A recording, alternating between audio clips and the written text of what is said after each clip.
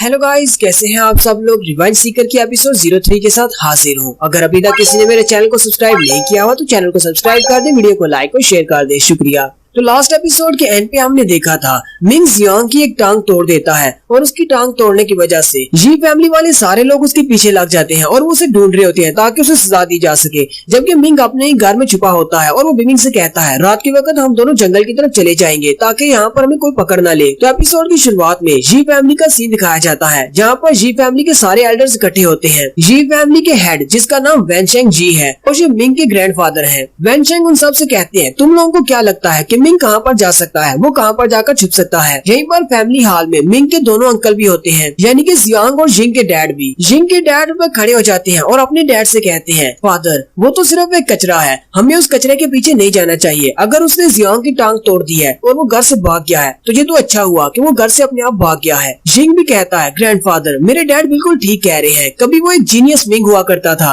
लेकिन अब तो बिल्कुल वो एक कचरा है, हमें उसके बारे में इतना ज्यादा परेशान होने की जरूरत नहीं है। और ये बात आप अच्छी तरह से जानते हैं ग्रैंडफादर, मैंने आपके कहने पर उसके मेरिडियंस को कट किया था ताकि वो सारी जिंदगी कल्टीवेट न कर सके। अब वो एक कचरे के अलावा और कुछ भी नहीं है, उसे घर से भागना है तो भागने दे, हमारी फैमिली में एक कचरा कम हो जाएगा। ग्रैंडपा उसे कहते हैं मुझे इस बात से कोई फर्क नहीं पड़ता कि वो अपनी बॉडी को कल्टीवेट कर सकता है या नहीं, लेकिन मैं नहीं चाहता कि वो घर से भागकर मैपल लीफ सिटी में चला जाए और वहाँ पर जाकर हांग फैमिली वालों से सारी बात को जान ले कि वहाँ पर क्या हुआ था, उसके फादर और मदर की मौत कैसे हुई थी। अगर उसने हांग फैमिली वालों से इस बारे में पूछा और हांग फैमिली वालों ने उसे इस सारे बारे में बता दिया तो इससे हमारी जी फैमिली को बहुत ही भारी नुकसान उठाना पड़ सकता है। जियांग के डैड गुस्सा हो जाते हैं और उन सब से कहते हैं ये सब कुछ तुम्हारे लोगों की वजह से हुआ है, तुम लोगों को उसके ऊपर तरस आ गया था। अगर उसके मॉम डैड के साथ इस लड़के को भी मार दिया होता तो आज हमें ये दिन न देखना पड़ता। और अब जरा देखो तो सही उस लड़के की हिम्मत कितनी ज्यादा बढ़ गई है, उसने मेरे प्यारे बेटे जियांग की टांग तोड़ दी है। एक बार वो लड़का मुझे मिल जाए, उस दिन तो तुम लोगों ने उसे जिंदा छोड़ दिया लेकिन मैं उसे मार डालूंगा। जिंग के डैड उसे कहते हैं ब्रदर तुम्हारे लिए ये बात करना बहुत ज्यादा आसान है लेकिन ये करना बहुत ज्यादा मुश्किल है। वो जी हुई का बेटा है जो कि हमारा भाई था, कोई भी अपने भतीजे को न अपने हाथों से नहीं मारना चाहेगा। हम में से किसने सोचा था कि वो तुम्हारे लड़के की टांग तोड़कर यहाँ से भाग जाएगा। और वैसे भी उसके डैड को तो चलो हम लोगों ने मार डाला लेकिन उसकी मॉम ने तो कुछ भी नहीं किया था। और यहीं पर जिंग के डैड कुछ बताने लगते हैं जियांग के डैड ने शायद उसकी मॉम को मारा है, लेकिन उनके ग्रैंडफादर उनको वहीं पर चुप करवा देते हैं और साथ ही वो जिंग के डैड पर चिल्लाते हुए कहते हैं तुम्हारी हिम्मत कैसे हुई जियांग के डैड पर ये सारा इल्जाम लगाने की, जबकि ये सब कुछ तुम्हारी वजह से हुआ है। अगर तुमने ये सब कुछ नहीं किया होता तो आज जी हुई जिंदा होता। हांग फैमिली के यंग मास्टर को वैशाहाना के अंदर नशे की हालत में तुमने मारा था कि तुम्हारी जगह पर हमें जी हुई को बलि का बकरा बनाना पड़ा, मिंग के डैड को मारना पड़ा सिर्फ तुम्हें बचाने के लिए। जिंग के डैड काफी ज्यादा उदास हो जाते हैं और कहते हैं डैड आपने ये सब कुछ मेरे लिए नहीं किया बल्कि जी शेंग के लिए किया है। जी शेंग भी ग्रैंडफादर का एक पोता है लेकिन वो घर छोड़कर चला गया है, यहाँ पर कई बार गायब हो गया है, उसके बारे में कुछ भी नहीं पता। ग्रैंडफादर उसे कहते हैं तुम अपनी बकवास बंद करो, तुम जी शेंग के साथ अपने आप को कैसे कंपेयर कर सकते हो, जी शेंग तुमसे 1000 गुना ज्यादा बेहतर है। हमारी जी फैमिली का फ्यूचर जी शेंग के हाथों में है, जल्दी से अपने कुछ लोगों को गांव के बाहर भेजो, मुझे मिंग हर हाल में चाहिए, चाहे जिंदा या मुर्दा, उसे मेरे पास लेकर आओ। जियांग के डैड कहते हैं फादर क्या आप चाहते हैं कि हम बस उसको ऐसे ही पकड़ कर ले आए। ग्रैंडफादर उसे कहते हैं वो भी मेरा एक पोता है, मैं नहीं चाहता कि मैं उसके साथ बुरे तरीके से पेश आऊँ। मैं अपने बेटे की टांग का बदला लेना है तो उसकी दोनों टांगे तोड़ देना और फिर उसे यहाँ पर ले आना, फिर वो अपनी बाकी की सारी जिंदगी यहीं पर हमारी इस फैमिली के घर में रहेगा। मैं नहीं चाहता कि मेरे पोते के साथ इस तरह का कुछ हो क्योंकि हमने अपने बेटे को पहले ही मार दिया है। नेक्स्ट सीन उस पुरानी कुटिया का दिखाया जाता है जब रात काफी ज्यादा हो जाती है। मिंग निकलता और कहता है उन लोगों को तो पता भी नहीं होगा कि मैं अभी तक अपने घर में छुपा हुआ हूँ, रात हो गई है, मुझे निकलना चाहिए। मिंग जैसे दीवार के साथ साथ आहिस्ता आहिस्ता चलता हुआ बाहर की तरफ जा रहा होता है क्योंकि वो एक ही फैमिली में रहते हैं। तो वहीं पर उसे जिंग के डैड की आवाज आती है। वो रात के वक्त उन्हें एक ड्रीम आता है जिसकी वजह से वो उठकर बैठ जाते हैं और कह रहे होते हैं जी हुई मेरे भाई प्लीज मुझे माफ कर देना, ये सब कुछ तुम्हारे साथ मेरी वजह से हुआ।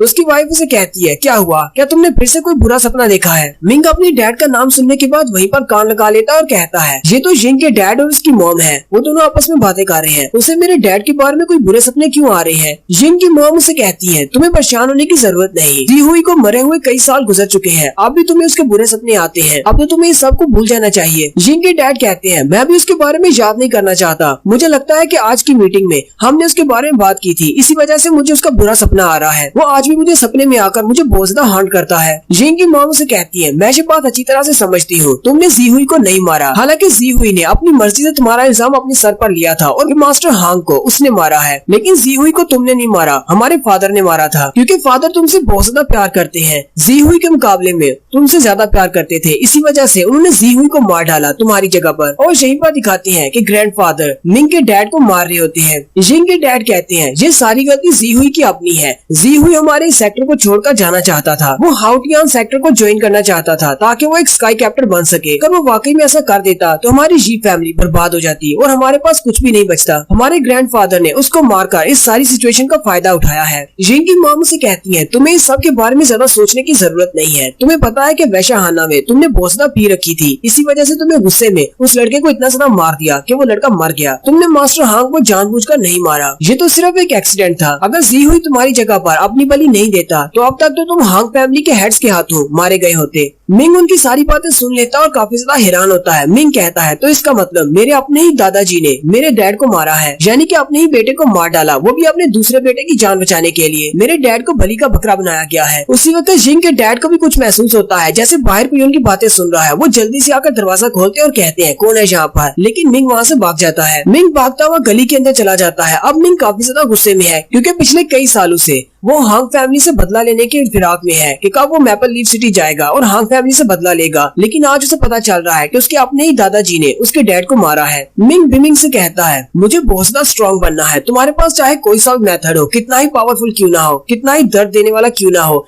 मैं उस मेथड को सीखूंगा और अपनी बॉडी की कल्टीवेशन को बहुत ज्यादा बढ़ाऊंगा ताकि मैं इन सारे जी फैमिली वालों से बदला ले सकूं। बिमिंग उसे कहती है ठीक है मास्टर। फिर वो दोनों जंगल की तरफ चले जाते हैं। मिंग उस जंगल में जाने के बाद हीवन स्ट्राइकिंग फुटवर्क टेक्निक को प्रैक्टिस कर रहा होता है। वो उसके फर्स्ट स्टेप जिसका नाम फ्लैश स्टेप है उसको प्रैक्टिस करने की कोशिश कर रहा है। मिंग क्योंकि जबरदस्ती अपनी बॉडी को कल्टीवेट करने की कोशिश कर रहा है और वो बिना आराम किए ये सारी टेक्निक सीखने की कोशिश करता है। इसी वजह से दिखाते हैं कि उसके पाँव की सारी वेन्स भी फूल जाती है और उसके पाँव के अंदर से ब्लड निकलना शुरू हो जाता है, क्योंकि उसके पाँव के ऊपर बहुत ज्यादा प्रेशर पड़ता है जब वो फ्लैशिंग स्टेप को सीख रहा होता है। बिमिंग उसे कहती है मास्टर आपने 7 बार इस टेक्निक को फेल कर दिया है, हर बार आपकी टांगे बहुत ज्यादा जख्मी हो जाती हैं। मैं तो आपसे यही कहूंगी कि आपको इस टेक्निक को नहीं सीखना चाहिए, क्योंकि ये आपके लिए नहीं बनी, ये बहुत ज्यादा पावरफुल है। अगर इसी तरह चलता रहा तो आप तो चलने के काबिल नहीं रहेंगे। मिंग उसे कहता है नहीं, मुझे बदला लेना है और बदला लेने के लिए मैं किसी भी हद तक जाने को तैयार हूँ। चलो जल्दी से मुझे हील कर दो, मुझे एक बार और ट्राई करना है। बिमिंग आगे बढ़ती है और अपनी पावर्स को यूज करते हुए उसकी बॉडी को हील कर देती है। मिंग कहता है मैं जी फैमिली वालों को कभी माफ नहीं करूंगा। और इसी तरह प्रैक्टिस करते करते उसे तकरीबन 15 दिन गुजर जाते हैं। 15 दिन की मेहनत करने के बाद वो फ्लैश स्टेप की इस टेक्निक को सीख लेता है। बिमिंग उसे कहती है मास्टर आपको बहुत ज्यादा बधाई हो, आपने इसके फर्स्ट स्टेप फ्लैश स्टेप को सीख लिया है। हालांकि आप इसको भी बहुत ज्यादा इम्प्रूव कर सकते हैं, लेकिन आप इसको फाइटिंग के दौरान यूज करने के काबिल हो गए हैं। बिमिंग उसे कहती है अब जबकि तुमने फ्लैश स्टेप को सीख लिया है और साथ ही तुम्हारी बेस कल्टीवेशन भी बन चुकी है, मुझे लगता है कि तुम अपनी की को गैदर कर सकते हो और अपनी की को यूज करते हुए किसी के ऊपर भी एनर्जी बॉल से अटैक कर सकते हो। मिंग अपने हाथ को ऊपर की तरफ उठाता है और अपने हाथ पर अपनी की पावर को रिलीज करते हुए कहता है क्या तुम इसको की एनर्जी कह रही हो। लेकिन जैसे ही वो उसको प्रैक्टिस करने लगता है उसके पेट के अंदर से गुड़गुड़ की आवाज आना शुरू हो जाती है, क्योंकि मिंग को काफी ज्यादा भूख लगी है।